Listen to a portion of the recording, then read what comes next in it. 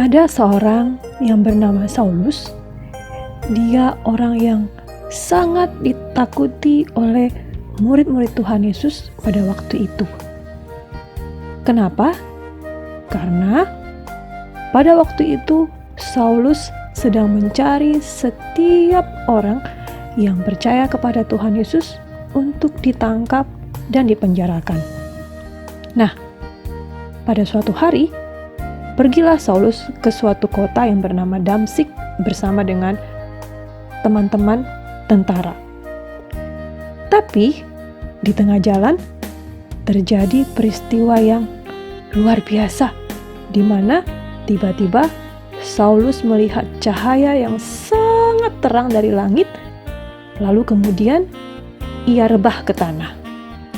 Setelah peristiwa tersebut, mata Saulus menjadi buta, sehingga teman-teman seperjalanannya membantu dia untuk berjalan. Akhirnya ia berada di suatu rumah dan Saulus tinggal di sana. Di kota tersebut ada salah satu murid Tuhan Yesus yang bernama Ananias.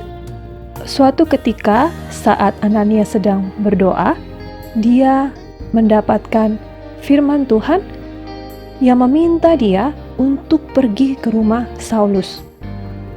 Aduh, Ananias takut. Ya Tuhan, bukankah dia orang jahat yang sangat membenci kami, murid-murid yang percaya kepadamu ya Tuhan? Untuk apa saya ke sana? Saya takut, nanti bisa-bisa saya ditangkap. Tapi Tuhan berkata kepada Ananias, pergilah, berdoalah untuk dia supaya dia dapat melihat lagi. Ananias pun taat, agak sedikit takut. Dia masih tidak yakin. Tapi walaupun begitu dia tetap pergi ke tempat di mana Tuhan menyuruhnya. Ketika Ananias sampai di sana, terlihat Saulus begitu sedih dan badannya kurus karena dia tidak makan selama 3 hari. Dan juga karena dia sedih tidak bisa melakukan apa-apa oleh karena matanya yang buta. Ananias kemudian mendoakan Saulus. Puji Tuhan, Saulus pun dapat melihat. Saulus berterima kasih kepada Ananias. Engkau sudah mendoakan saya walaupun saya ini orang jahat.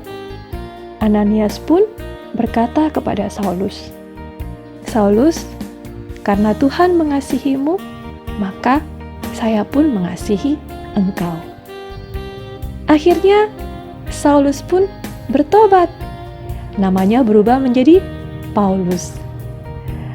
Untuk beberapa saat lamanya, Paulus tinggal bersama-sama dengan murid-murid Tuhan Yesus yang lain, berdoa dan belajar firman Tuhan.